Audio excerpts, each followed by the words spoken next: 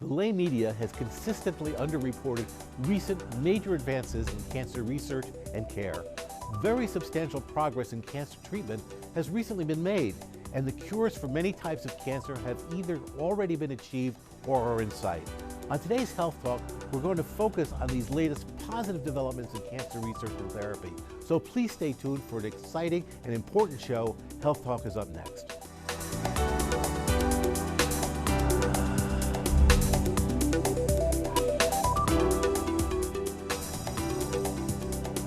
Hello, I'm Dr. Eric Mazer.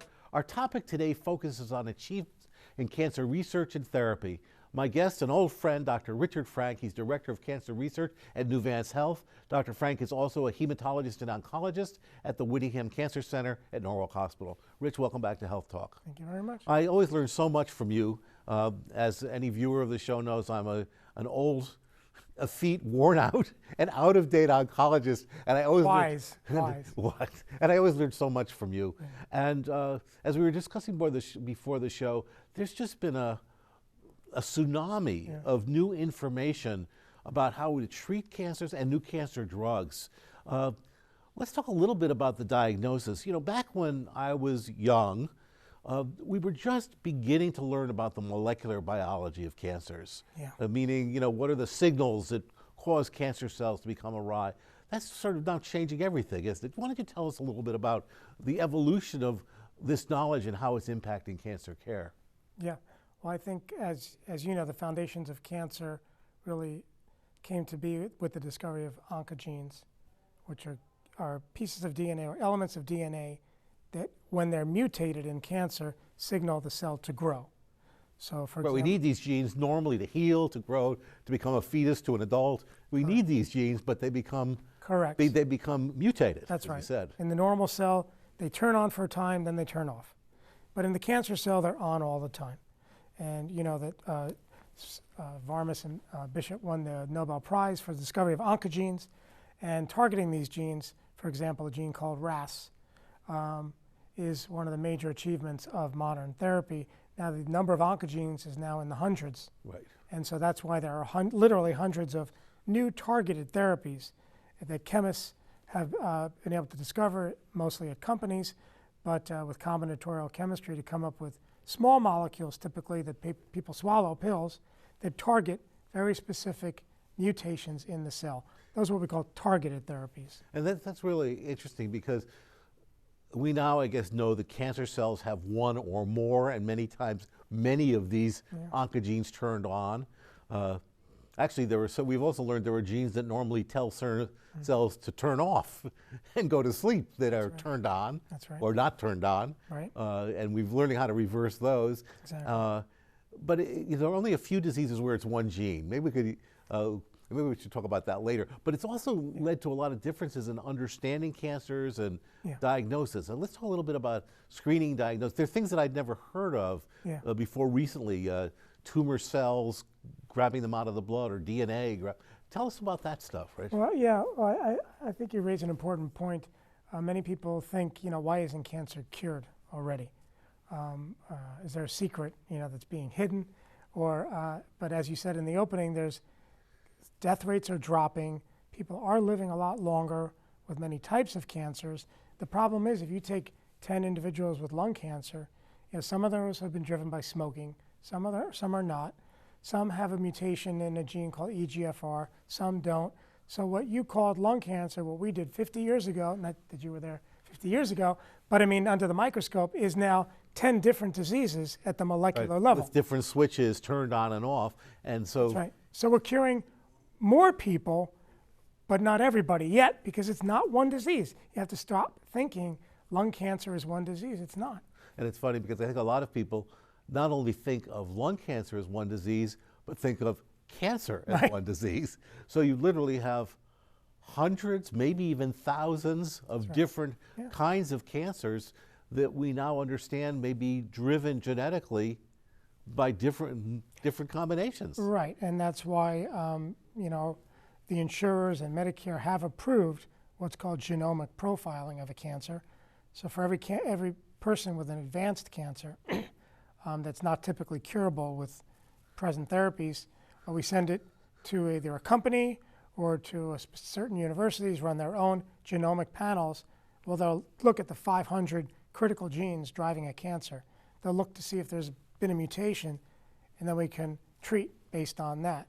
And even that's, I mean, what you just said is truly amazing from a technical standpoint, because remember how long it used to take to sequence a short piece of DNA, and now we're sequencing 500 different genes, or the whole genome in some instances. Tell us more about that, because I think, again, people don't, the old days of cancer therapy, we knew cancer cells were dividing, and most normal cells didn't divide as rapidly. And so we used to give agents that killed dividing cells, and patients got sick, and they lost their hair, and we'd still use it. But it's so much more nuanced than that. These therapies are not just hitting the dividing cell. They're really dealing with the underlying detailed mechanism. Yeah, I mean, I just had a patient say to me, are we killing the stem cells? And that's a great question. The problem is we don't know how to target the stem cell in each cancer, which may be giving rise. Stem cell is sort of the germ cell. That's right. You know, so how to characterize that? That's a great question. You know, whenever I have to tell someone that they have an advanced cancer, what are the options for treatment? We talk about the three basic categories. Chemotherapy, which, as you said, is still used, but is even more targeted.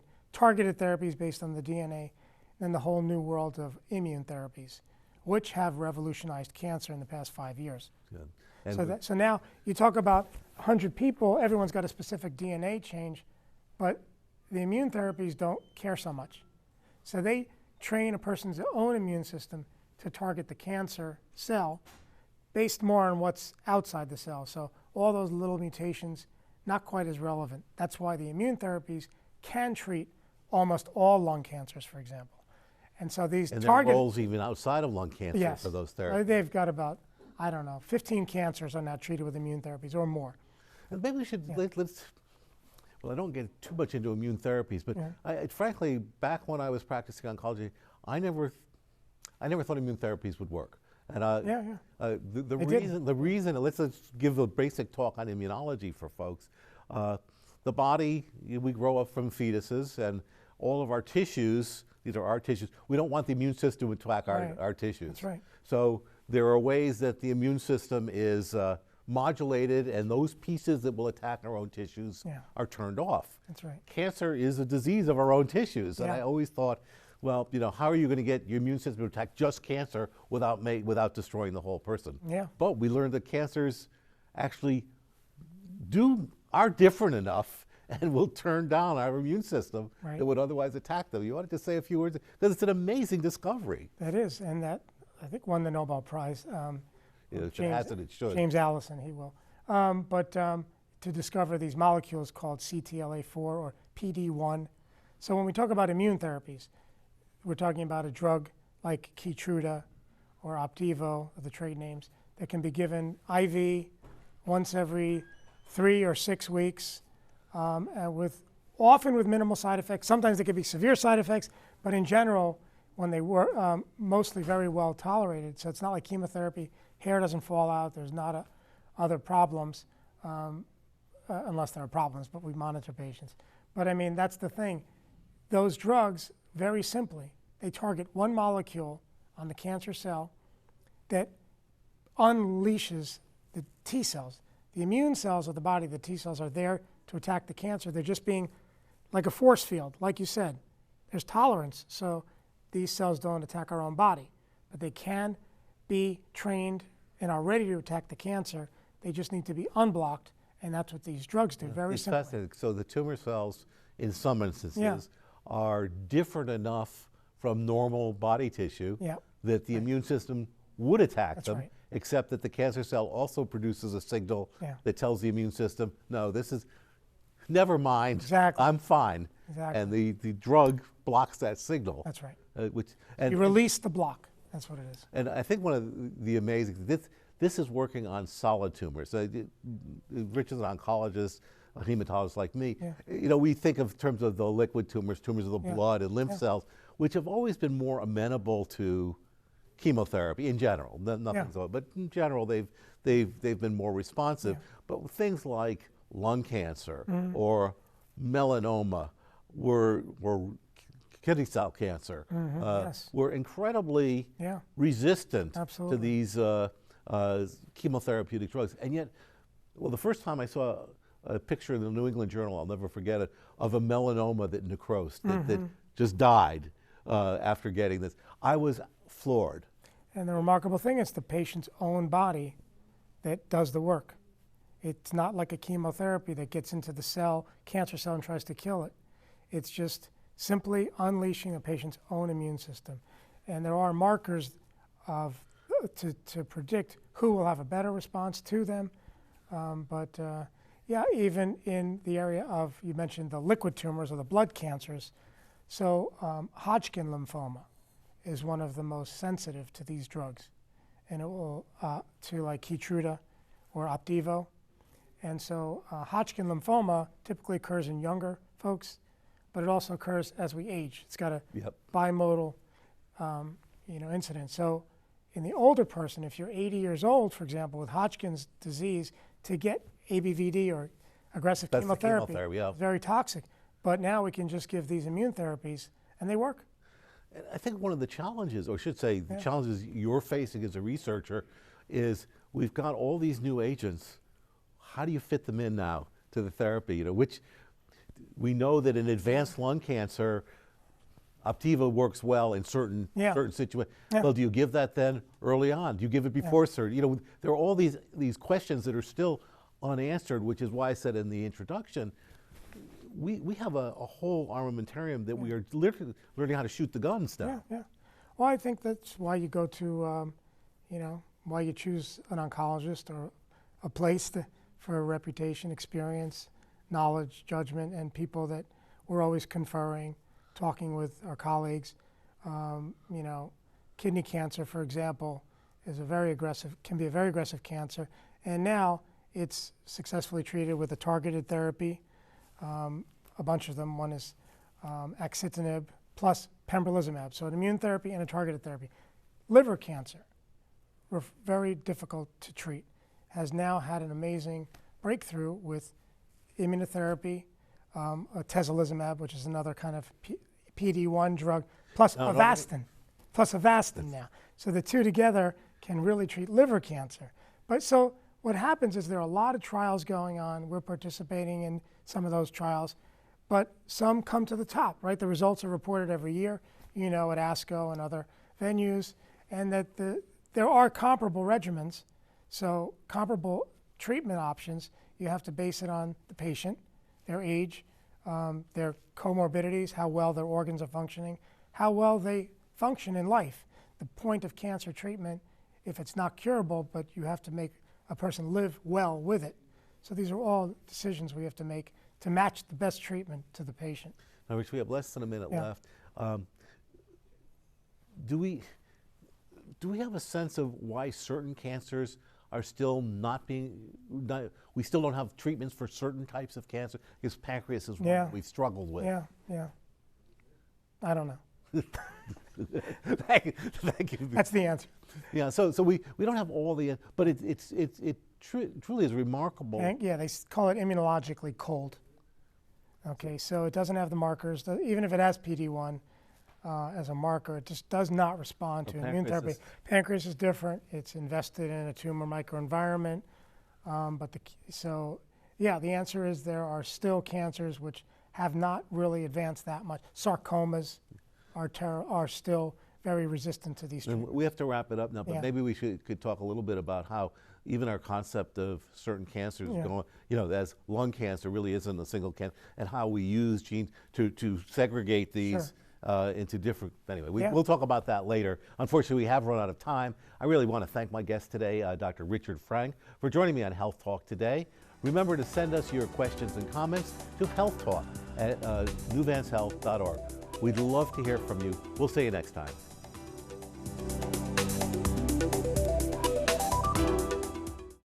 Follow state and local guidelines, wash our hands frequently, and stay home when we feel safe.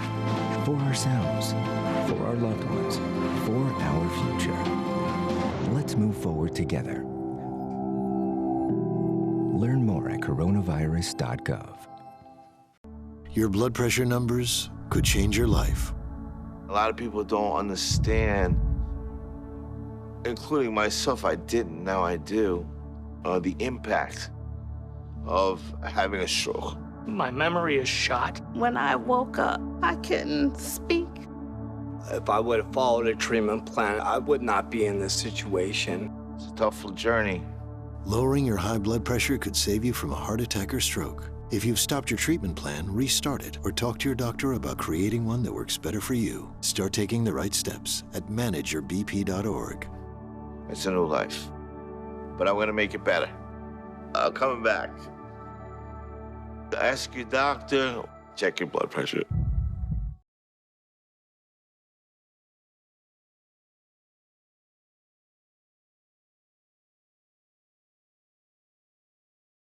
Amazing progress in cancer research and therapy has been made in the last 10 years. On today's Health Talk, we're going to highlight some of these major achievements. So please stay tuned for an important and optimistic look at the state of current cancer care. We're up next.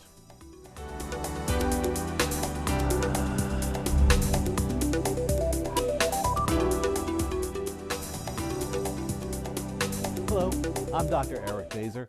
Today our topic is the latest good news in cancer research and therapy. My guest is Dr. Richard Frank, Director of Cancer Research at Nuvance Health. Dr. Frank is also a hematologist and oncologist at the Whittingham Cancer Center at Norwalk Hospital. Rich, welcome to Health Talk. Thank you. This is an exciting show to do because there's a lot of excitement in cancer care. We were talking before the show. I get emails literally twice, 3 times a week with a new drug targeting something new or an improvement of an existing drug. Whole different paradigm of cancer research. Could you just put that in context for us a little bit? You know, the way things were for so many years, really from the 70s probably to the 90s, almost to 2000, was one kind of cancer care. Right. Well, I mean, you can look at any kind of cancer, certain breast cancers, for example, that many years ago just were treated with chemotherapy or basic hormonal therapies like tamoxifen. They've evolved to knowing that HER2 is a molecule that's overexpressed in a certain number of breast cancers. So breast cancers are divided into hormonal positive, like ER positive, HER2 positive, or what's called triple negative breast cancer. So they don't express any of those targets, but those cancers, which are traditionally very aggressive, are now being treated with immune therapies plus chemotherapy or other targeted therapies. We actually have a big phase 1 triple negative breast cancer program here, a research program led by Dr. Linda Vedat, who's a world expert in triple negative breast cancer. But you can pick any cancer and look at the timeline: chemo, targeted therapy, immune therapies, and it's continuing to build. And each one of those advances means better, longer lives and cures. So starting with the old days of chemotherapy, which is still used and still very valuable in certain circumstances. I don't want to speak about it as if it's like leeches, but that was largely one mechanism. They largely targeted cells that were dividing, and these were drugs that interfered with cell division, and we know cancer grows, it divides, so that made sense. But you've mentioned targeted therapy. Tell us a little bit more what you mean by targeted therapy. Right, well, there are two. Basically, it's based on the genes or the DNA of the individual and the cancer that develops within them. So we typically test what's called germline DNA. That's the DNA that you're born with. As you mentioned, there are certain genes that are turned on in cancer called oncogenes that drive it. And then there are genes that are turned off. These are the genes that protect us from cancer. So genes such as BRCA1 or BRCA2 stands for breast cancer predisposition gene. Basically, this causes hereditary breast and ovarian cancer. We know that individuals who have that in their germline, are born with that, they develop these cancers at an earlier age. They also cause in pancreatic cancer, and in men, prostate cancer. So they're being linked. The reason to know that is that those abnormalities can be targeted with treatments. A whole group of medicines called PARP inhibitors are given to any cancer patient, but mostly those 4 groups right now, it's been proven, respond if they have a BRCA mutation or a related hereditary mutation. Then there's the DNA of the cancer itself, which has a whole bunch of other additional mutations in the DNA that arise as the cancer grows over the course of many years. And that may differ in lung cancer. Yep. Run-of-the-mill lung cancer, those targets may be very different from one cancer to another. So just how do you find that out? Tell us a little bit about the technology that allows you to know about the germline mutations and also about the acquired mutations of the cancer It's cell. a team. You know, the oncologist is not a molecular biologist or a DNA expert. There are companies and that basically, or institutions, if you get a genomic report, they will list all the genes that are mutated. They will do an analysis for you of whether these can be targeted with certain drugs, or even if there's a trial that may be suitable for the patient with that abnormality. So the the oncologists are helped by the reports. Is this something you do now on virtually every cancer that you see? And is that a piece of the tumor tissue, or how else can you do that? Right, so it's been traditionally gotten from tumor tissue, so you need the biopsy material of the original cancer. But two things about that: if someone, for example, had prostate cancer 10 years ago, and they were treated, and then 10 years later they have metastatic prostate cancer in the bones, you cannot just test the original tumor because it's changed. For example, I have a patient who didn't have a target in their original cancer. We tested it, but then we tested the metastasis, and he had a BRCA2 mutation. Wow. So it's acquired BRCA2, not inherited. So you can test that, but also you can test the DNA of the cancer from the bloodstream. So Which is an amazing. There's companies called Guardant Health, others that's called cell-free or circulating tumor DNA. How do in the they blood. know it's from the tumor and not from the other billions or trillions of cells in the body? They don't. The fact is that it depends on the ratios and the amounts of the different mutations, and some are found in cancer, and we know most of those are not in the human normal body. I see. So When you see a new patient with lung cancer, do you do let's take the surgeon. Does the surgeon know to send off that tissue now? Yeah, the surgeons are very much involved as well.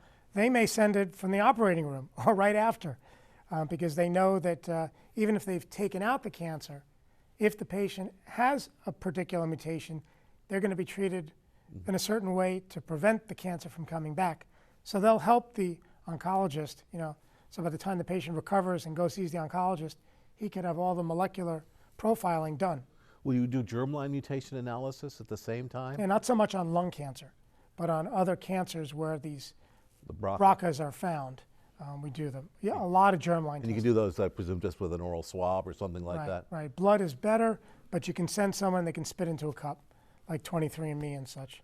So this is really changing Yeah. the approach. And again, we used to deal with cancer largely by the way it looked under the microscope. This is taking us to not only a different level of detail, this is telling us what's turned the cancer on, isn't it? Well, even in leukemias or the diseases you're an expert in, we do gene profiling of the bone marrow cells.